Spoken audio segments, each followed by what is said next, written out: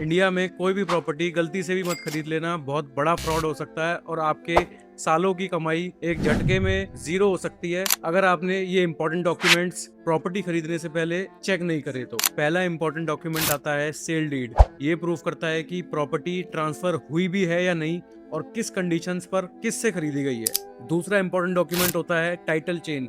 ये पिछले ओनर्स की कंप्लीट ओनरशिप हिस्ट्री बताता है और आपको ये बताता है कि आपका जो सेलर है वो जेन्युइन ओनर है भी या नहीं। तीसरा इंपॉर्टेंट डॉक्यूमेंट आता है रिकॉर्ड ऑफ राइट्स। ये प्रूफ करता है कि आपकी प्रॉपर्टी पे कोई पेंडिंग लोन तो नहीं है या फिर कोई पुराना लीगल केस तो नहीं चल रहा। चौथा और सबसे इंपॉर्टेंट सर्टिफिकेट आता है म्यूटेशन सर्टिफिकेट।